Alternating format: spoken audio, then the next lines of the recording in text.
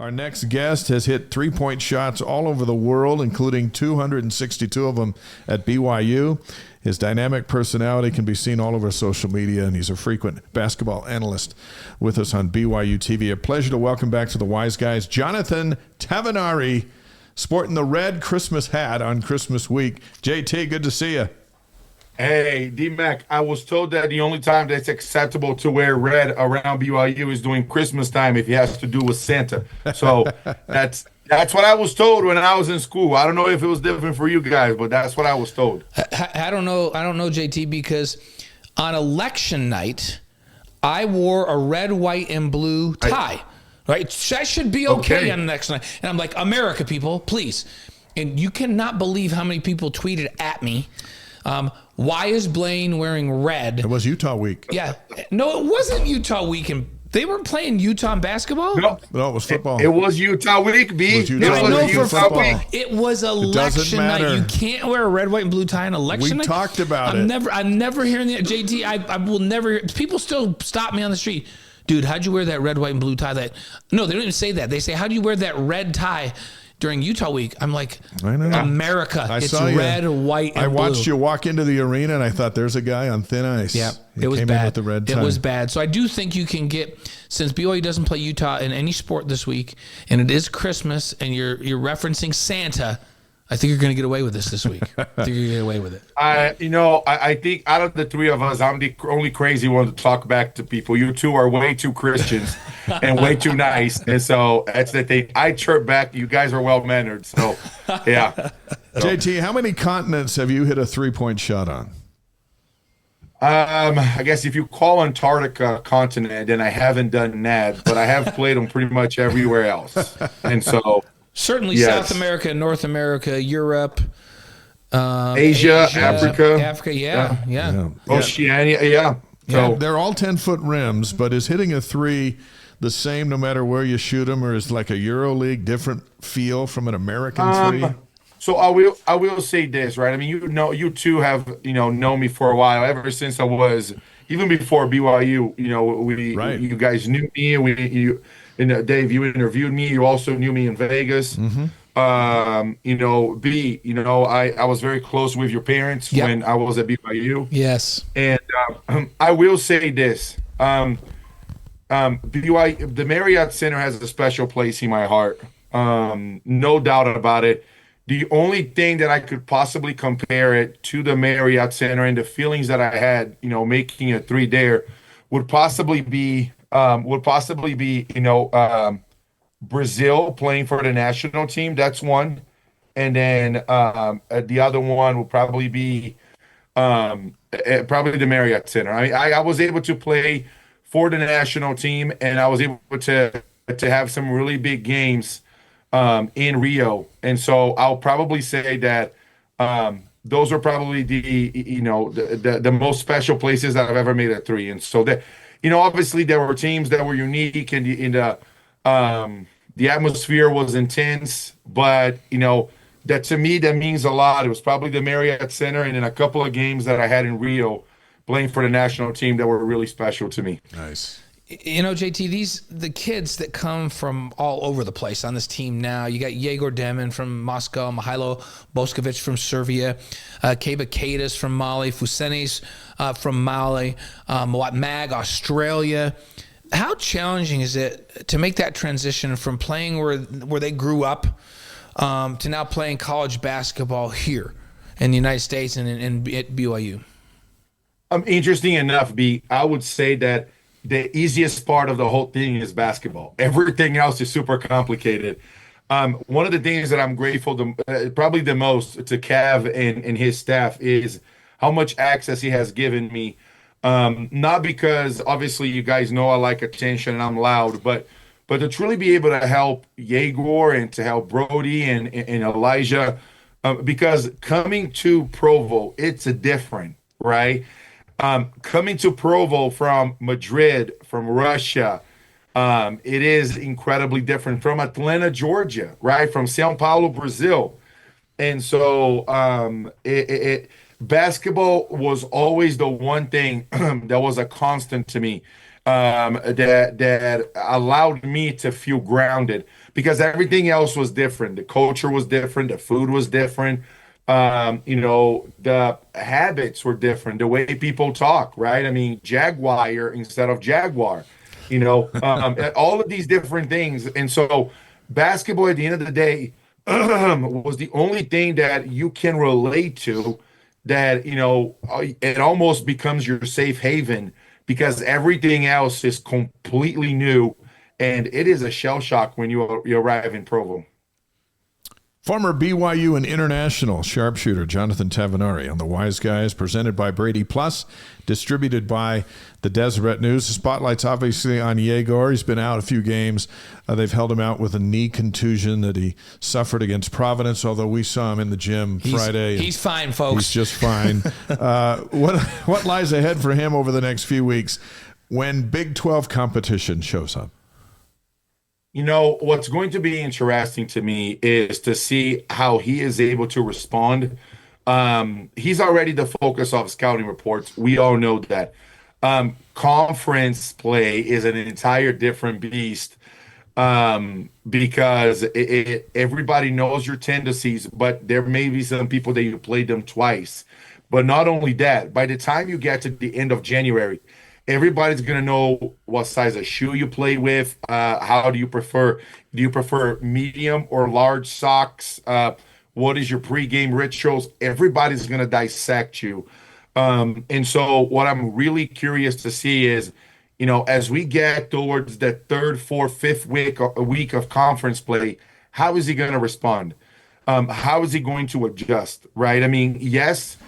Yegor has been playing at arguably the very best place outside of the NBA in the world for basketball, which is Real Madrid, right? I watched this show you guys had, I think it was last week with Travis Hansen. Phenomenal job, by the way, guys. The way you guys do these is incredible. I wish I was there in studio with you. But Travis, I mean, I think if you haven't, for the fans watching all day, if you haven't had a chance, go and watch the Travis Hansen segment. Travis experienced that, and Yegor had been playing to, aside from the 30 NBA teams, the best place in the world for basketball. But he was never the center of attention, scouting reports, media, the frenzy, the way it is happening right now.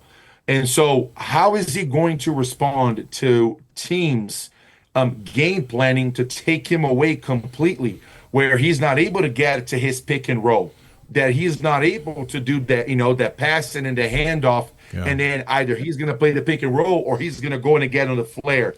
How is he going to respond to that? How is Kevin Young going to adjust to be able to find him some open looks? Obviously, out of all of this, Kevin is going to be the one that finds the most because he's been used to it day in and day out with superstars. But to me, that's what I'm most looking forward to with Yegor. It's interesting. Yegor, he's just a kid. Yeah. Brenda and I, we try to catch up with him after every game, and my wife Brenda loves Yegor. She thinks he's just the cutest kid. She wants to hug him and take care of him. Everyone loves Yegor. She just wants to hug him and take care of him because it's like there's so much attention. She's like, he's just a kid. So she never lets us really talk basketball to him. She always just wants to come give him a hug, and he was so excited to show us his driver's license, which he finally got. Nice. He still had the paper copy. Brenda said, Yegor, did you get it? Did you pass? And he reached into his pocket, into his hoodie pocket, and pulled it out. He had the paper copy, and he was just so excited that he got his license. So I look at this kid who's just barely 18 and just adjusting to a new place, yet you've got a steady stream of GMs and NBA personnel coming through, watching practice at every game. These teams are salivating all over this kid. He's 18, averaging 13 points a game. What is going on with all of this? Why is the NBA so excited about this kid? What makes him so special? I think it's potential, right? In the NBA, if you have insane potential, they see it. I do feel like all of the NBA GMs and personnel, I think they get it wrong every now and then, right? They got it wrong with what was the name of the guy that came out of UNLV when Dave Rice was there? Anthony. I don't remember now. Yeah. Dave, you and I did some of those games. Yeah. It was a center. Yeah. And yes, he was the number one pick. Yeah. Right. Yeah. and then you look at Kwame Brown, and then you look at certain guys that that didn't pan out, right? Unfortunately, Hoffa is in that list as well. So either you have insane potential or you can deliver right away. With Yegor, the potential that he has, you cannot quantify it. That's the thing. 17, 18 years old, 6'9", still growing, long skill, got handles, silky smooth jumper, court vision, like he has highs behind his back. When you put all of these things together, and at the experience that the NBA guys have, they look at him as saying, "Oh my gosh, like this could be a potential all-star, someone that can come in and we can lapidate him and put it together." That was the lapidate one. B was a shout out to last year when I came, and we're talking about Florence That's and right. the night there. And so Beautiful. they can lapidate him to an all-star level. And so as you do this, guys like Yegor, Cannon, AJ, they become a hot commodity, right? It's not like they're a dime a dozen. And someone that, as much as all of us BYU guys, we talk about it, we hype them, Cannon is not talked about enough. And because I look at AJ and I look at Cannon, and to me, I see a ton of similarities. I don't know about you guys. I would love to know, right? Next year, we all do things for BYU TV. You guys obviously do way more than I do. But I look at AJ and I look at Cannon and I see a lot of similarities. Would love to know what you guys think about that. Yeah, no, I love Cannon to me. The only difference between him and Yegor right now is Yegor's experience in Spain, right, with Real Madrid. Yeah. That helped him to polish his game more, right? I think that experience that he went as a youngin', and they've been working him in the pro game really to prepare him for the pro game. So his understanding of angles and the game itself and his vision and all of that is what separates him right now. Cannon's a crazy athlete. Like, when I look at raw potential, I see every bit of what Yegor has and maybe then some, because Cannon can jump out of the gym. He's got great hands. He's been, maybe because of the lack of experience, he's been rushing his shots a little bit early on, where he's just launching it quick and not taking his time. And he's tall enough and long enough and elevates enough, he doesn't have to rush to get that three off, right? He can set his feet and shoot it, square up. Right. I think we've just been kind of brushing the surface with him, and in the last game, he calmed down. He put the ball on the floor. He took it to the rack when he had chances to take it to the rack, which Kevin's been begging him to do. And I think we saw a glimpse of what Cannon can be in that last game, where he goes for 20 plus and really, really looks good. So I'm with you, JT. I love Cannon's game. And is he? Are we going to see him develop so much in the next? Is that going to be a launching point for him in your mind, where now he's a first-round draft pick next year and he goes out too? Or does this little bit of a slow start keep him here for one more year and have him come back and play with AJ? What do you think? If you like what you're watching, you can help us out by subscribing and hitting that notification button. And I don't know Cannon enough, right? I'm not close with him like I am with some of the other guys. But then my question, I think the whole question about this, I think the question becomes, is Cannon okay? And I don't mean okay like this is a bad thing, but is he okay being a second-round draft pick? Or does he come back to BYU to solidify himself as a lottery pick? How do you handle that? Yeah, that's a good question. You got to listen to Kevin Young. Yeah, right? and Kevin knows it. And here's the thing about Cannon, too. He's a sweetheart of a kid, too. He's a little more shy. Comes from a great basketball family. He's from Indiana. His aunt is one of the greatest players in the history of the game, right? Yeah. So he comes from a great family who are all around him and support him extremely well. He's just a little more shy, so he doesn't. But Yegor's shy, too. But Yegor's been out there away from home and playing longer. There is. I was just about to say that there is. I love that Cannon has just that baby face, assassin face. You know what I mean? Yeah. Like just hello, how are you? And when you least expect, he dunks on you. Whereas Yegor, it's almost as if he had, and I always joke around about this, especially because of our religion. I always say that I served the 4-year mission at the Marriott Center Provo mission under President Dave Rose, right? And, because I got baptized right before I came to BYU. But Yegor, I mean, you talk about development, having to grow and mature, which things that happen in a mission. Yegor had to do that. He left Russia when he was 14, 15. Right. To have to live in a different culture, different country, different language, different customs. And then now he has to doing it again. And so to him, this transition is different, which I think he talks about to the experience, to Kenan is not there yet. Maybe first time being away from home in a situation like that. I know it's very far-fetched. Can both of you just imagine if Yegor and and I know Yegor, he is a bona fide lottery pick. Yeah. Definitely a top 20. We know that. Can you just imagine there is a reality where Yegor comes back and next year we have Yegor at the 1, Kenan at the 2, AJ at the 3? Oh, goodness. And can you just imagine? Yegor looked at both of us before one of the games the other night, and he said, I've never said I was a one and done. Yeah. That never came from me. So here's the funny thing. I was introducing him to somebody the other night after the game, and the person said, why don't you come back and play with AJ? And he turned around and he goes, all my friends have been blowing up my phone and saying I should come back and play with AJ. And then he paused and he goes, I don't know. We'll see. Yeah. But it's hard. If you're like the number 3 pick, it's hard to come back, right? It sure is. If you're you're going to be a late first rounder, maybe you leak into the second round with NIL and all that kind of stuff. It's not as hard to imagine coming back, right? Yegor right now is in everybody's top 5, and he has a chance. Which is where I see Kenan. Yeah, I think the three of us are aligned on that. That's where I see Kenan. Is he a first rounder, a second rounder? Right. Hey, you know what? I'm going to come back. I'm going to solidify myself. And that's the hard part.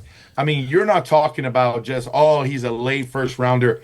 I mean, most people, 90% of the basketball world is in agreement that Yegor is like a top 10 pick at worst. Yeah. And I mean, so that's where it's difficult for you to say, I'm going to come back.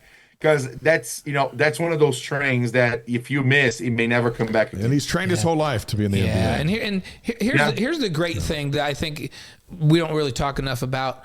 And JT, you know Yegor a little bit, and I've gotten to know Kenan a little bit. Both of these kids fit in really, really well. Like, Yegor's loving BYU's culture and the culture of the team and the people in the community. Kenan's a little more shy, but he's very, very comfortable. I'll tell you what, it's a testament to the families of both of these kids, the parents especially, that they've raised these young men where they can adapt. It's not like, it's obviously different for Kenan than where he grew up, right? But he's been such a part of a family, and this basketball team's got this family feel to it. The campus has a family feel to it. That I get the sense from both of them, they're very comfortable with it. And if coming back meant that they could move their way up higher in the first round for either of these guys, which I think maybe by the end of the season they're both first round draft picks anyhow. But it wouldn't be like, oh no, like back to BYU again. Like I was just putting my time in. No, they're loving their time here right now. They're adapting unbelievably well. They're making relationships. I feel that if they both went out after this year, they will claim BYU for the rest of their lives as their place. And that's saying something. I will say this. You mentioned your wife coming in and being, very, very loving, caring toward Yegor.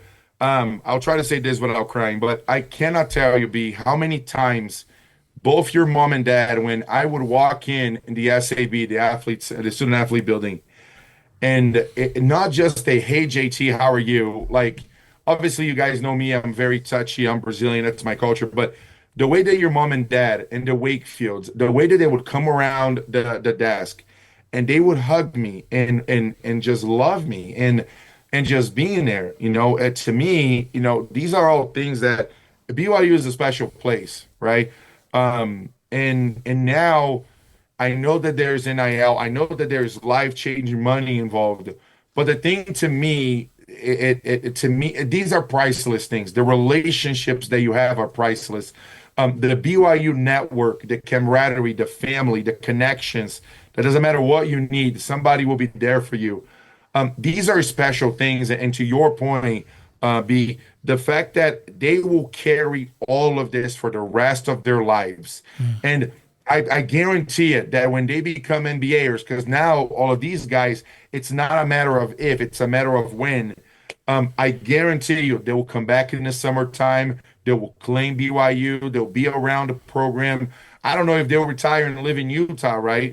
But they will always carry that banner of I'm a BYU guy. And to me, when you look at some of the crazy numbers that you're seeing about AJ and so on, those things are almost marketing dollars that you've never had at BYU. And can you look at it as an investment? Sure, because the personal connection that you're going to get it, means so much that it's one of those things that lasts forever. Yeah, I appreciate you saying that about my folks. Mom's passed away, but she still loves you, and my dad always talks about you. And here's the thing. They love JT because he's JT, not because he can make threes from the corner. And the people around these kids, they love him because who they are. It helped a little bit. No, when they buried a few of loved those. when he made. They loved it. They loved him and he made threes, but they didn't love him because he made threes, right? Yeah. Yeah. That's awesome. Hey, Henry Marsh on the stream said I had dinner with Cannon, and I was blown away with how kind and humble he is. I really tribute this to his upbringing. P.S. JT, I was a Brazilian missionary. That's from Henry Marsh, Yes. one of the greatest at BYU. Yeah, Henry Marsh, who's one of the greatest athletes in the history of the United States, one of the greatest steeplechasers of all time, and a multi-year Olympian. Coming out on there. We always love it when Henry chimes in. A few more questions for Jonathan Tavernari here on the Wise Guys, live on YouTube, Facebook, Twitch, and wiseguys.com before he announces his top 5 Christmas treats of all time. And I imagine there's going to be an international flavor because he's been all over the place. But a couple about AJ. He's on the team next season, projected to be the overall pick in the 2026 NBA draft. So here's the question for you.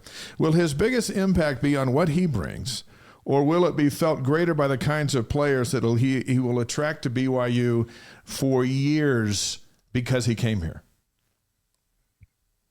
So this is part of the whole thing that I listen, us as BYU fans, B, you're actually on a broadcast when I proposed to my wife. I think you remember the video. Yes, of course. You've seen it. Dave, you've called numerous games of mine. We love winning championships, and that's what us and fans and BYU and eternally BYU folks we do. I think this year it's more important if Yegor and Cannon are actually drafted than if BYU wins a championship. And this is coming from Jonathan, from JT, the basketball guy, the retired player, the former BYU player. You go around and you mess around and you get Yegor in the top 10, you get Cannon in the first round somehow, and then you're getting AJ, who is a lock to be a first round pick, if not the number 1 pick in 2026. What do you think? What do you guys think that's going to do to the program? I mean, Kevin Young will have year in and year out a top 15 recruiting class, and that's me just being conservative on what's going to happen if you have back-to-back years of lottery picks and multiple players being drafted. And so that's what I think the impact, comes to what's happening right now with Yegor and the team. And bringing these kinds of players in. So John Rothstein just reported today that DeBonce and the Cougars will open up next season against Villanova in T-Mobile Arena in Las Vegas. How big is this going to get? Like, everybody wants eyes on this team now. Do you remember AJ going to Stephen A. and going, why can't I play Duke at BYU? Yeah. Why can't I play Blue Bloods program in BYU? And so my understanding is that, there's a few more things coming up on the schedule, and it's going to get a whole lot of spicy, and I'm excited about that. 6'10", Xavier Staten was BYU's highest-rated signee until AJ joined the team. By the way, Xavier is the highest recruit out of Vegas since you came to town. That's right. So he's got big shoes to fill. Fortunately, he's pretty big. He's a better shot blocker than JT, but he will never shoot it like JT. I'm okay, guys. I'm okay, guys. Right. That's okay. I appreciate it. So there's still a few scholarships to fill for next year. What do they need? So I'm hoping that Brody becomes a sniper. We are certainly working on that. Brody Kozlowski. Yeah. Correct. Yes. And we are certainly, he and I spend a lot of time together. We're certainly working on that. But I'll probably say that I think we need a Trevin Nell type of player. I think you do need a shooter. I think you do need you need a guy that's a specialist. And so to me, between Dallin and Elijah, between AJ and then let's say Cannon comes back, and then between Xavion and a couple of these other guys, and Mawat, and I think when you have all of these guys, you need a sniper, you need a shooter. To me, that's the one thing that's missing for you to say you have a complete roster. Okay. All right. So we'll see. great. We'll see what Because they those find. guys can all put it on the floor or move the ball, and they can get where they want to in the paint and make those defenses collapse. Right. Now you need somebody that you can kick it out to that just knocks them down. And I will say this: I played for way longer than I should have, mainly because of two things. Because I could read the game, and when I in catch and shoot, I got as you guys remember, I got really good at that. When you are a really, really good and efficient catch and shoot guy, that you're not a liability on defense, there is a place for you on every team, and that's the one thing I feel like it's missing right now. There's something that it's a beauty of its own when JT was in the zone. Yes. And everyone knew it. Teams couldn't stop it, and it didn't matter. You were out there in Jimmer range, before Jimmer. I will say this, guys. I am the best 3-point shooter in BYU history, non-named Jimmer, who had to go supernova to be able to break my records. I'm okay with that. That's fine. I can totally say, hey, nobody could ever shoot like me at BYU, except for Jimmer. That's a good thing. That's not a bad thing. I can live with that. You can do that. Hey, how about your guy? I know you've been working a lot with Brody Kozlowski and trying to pass the knowledge and the skill on. He finally gets a few minutes out on the floor, and he knocked down a couple of shots from the outside. How happy were you to see that? Thrilled. Brody has a heart of gold, and I can't wait for him to just get more playing time, get more attention. You guys know it. I mean, you guys were involved. You played. Sometimes you have to pay your dues, and we're all different. We have our own journey, and we have our own path to follow. And I really, really hope that Brody can continue his progress. The two guys that I'm close to the most, obviously I'm close with Yegor. We text all the time, but I have a special relationship with Trevin and with Brody. I think it's because we're closer in the way that we play and how we performed, and so I'm so proud of him, right? He is not in an easy spot. You two know BYU basketball just as good, if not better than me. In any other year of BYU basketball, Brody and Elijah are the talk of the town. High 4-star guys coming to Provo. My goodness gracious, when does that happen? Right. That never happens. The only reason they are not is because Yegor is here. Yeah. Again, right? It's one of those things like maybe the highest rated recruit ever tied up with AJ in terms of, what he means to come to BYU. That's Yegor. And that's why Brody and Elijah are in the talk of the town. And so, at certain points, it doesn't become about physical practice and physical shooting and the art of shooting. It's more about, is this a shooting drill or a mental drill? And that's one of the things that I've been working a lot with Trevin and Brody.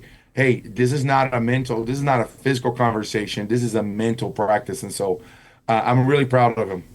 All right, here we go. 5 questions is presented by Strategy Square, delivering connection, clarity, and confidence in business and marketing strategies. JT's 5 favorite Christmas treats of all time. Yeah. JT, you want to do these 1 through 5, or do you want to go 5 and save the best one for last? I will save the best one for last. Okay, so let's start with 5 then. Your number 5 greatest Christmas treat of all time. I will probably say, and I'm going to need you guys' help because I don't know the names of these things, but when you get like chocolate and toffee and it's breakable and it's It's like brittle, like peanut. No, yes, brittle. Yes, yeah. with like peppermint and stuff. That's probably my number 4. Okay, that's 4 or is it 5? What was 5? Sorry, that's number 5. Okay. So yeah, I like that. I like that Peppermint chocolate covered toffee or peppermint brittle. Yeah, any of that is good. stuff. That's all good with me. Okay, so Number that's 5. 4. I will probably say. What do you mean you'll probably say? You're about to say it. Yeah. So in Italy, you had, and it's almost like a funnel cake, but it's not really with sugar powder. It's with almost like, the little round sprinkles, and it's called strufoli, S-T-R-U, strufoli, S-T-R-U-F-F-O-L-I, strufoli. Okay. And it's very similar to a funnel cake, but it's a little bit crunchier. And when you put the sprinkles, it's delicious. That's my 4th one. So Italian funnel cake is what we're talking about. Yeah, funnel we cake. got kind of like that. We got peppermint brittle from the United States, and then we got funnel cake from Italy. Strafoli from Italy. Okay. And by the way, when I'm in Italy, I typically eat gelato 2 to 3 times a day. But anyhow, okay. Yeah. Number 3. Number 3, it's a Brazilian. It's a Brazilian one. We call it Christmas. My God, what's the other thing? It's not pancake, but what's the other one that people love? It's crepes. No, it's not crepes. It's the bigger toast. one. It's Waffles. French toast. Oh, French toast. French toast. So it's a Brazilian version of French toast. It's called Christmas French toast. In Portuguese, you say rabanada de Natal, which is Christmas French toast. And what you do, you have the bread. You don't put syrup on it, and you put cinnamon and sugar after you fry it, and then you put peppermint on top, and it is really really Sounds good. fantastic. Yeah. So far, nothing is good for you that he's talked about, but it's all great. The Christmas trees. So we've gone to the United States with the peppermint toffee kind of thing. We got strafoli from Italy. Now we got a Brazilian Christmas French toast. I can't wait for 2 and 1. Number 2. Yeah. Well, so number 2, I'm gonna go traditional American. I'm a big fan of gingerbread cookies. Oh, that's old school. Yeah, that is old school. Gingerbread cookies. Gingerbread cookies, very light on the sugar, very light on the topping, the filling, the cream cheese, whatever that white thing, green thing, just very very light on that. Just a plain old gingerbread cookie. To me, it is delicious. Yeah, you can't not eat just one. Yeah, and you're not talking about like plain old gingerbread, like a gingerbread man. You're talking about where like it has the whipped cream in the middle of 2 ginger. Yeah, I'm with you on that one. I'm with you on that one. Okay, and number 1, the number one best Christmas treat for Jonathan number 1. It's an Italian item that we always eat it in Brazil, and then when I lived in Italy, just became part of our almost daily thing. But in America, we would call it a fruit cake, but it's not a fruit. It's a bigger. It's called panettone. So if you guys look it up, it's called pane, P-A-N-E, tone, T-O-N-E, panettone. Panettone. And it is a bigger fruit cake, but the fruit are not as big as a regular fruit cake in America. They are very small ones like raisins and such. And what my family we like to do, we buy it and we slice it probably in about 8s or 12s. Yeah. And we get Nutella and we put Nutella on top. Okay. And put it on the oven for 3 minutes. You just turn on the broil. Here's the quick recipes. Cooking with JT. You slice it. You turn on the broil before you slice it, and then you slice it and you put Nutella on top. and then you put it on the oven for 3 minutes. All right, really easy to remember. JT for 3 minutes, that panettone, and you let it cook and you take it out. And when you bite it, if you really close your eyes, you can hear the wind from the Amalfi Coast whispering to you, "Que bello." That's a lot. That's a lot. Really good. From the Amalfi Coast. That's a lot. That's like putting a seashell up to your ear and hearing the ocean. Well, you bite that stuff. What's going to happen to you? You're going to spread the Nutella on it, and then you're just going to broil it for 3 minutes. It's going to soak into it. Yeah, that's that's right. And it doesn't burn.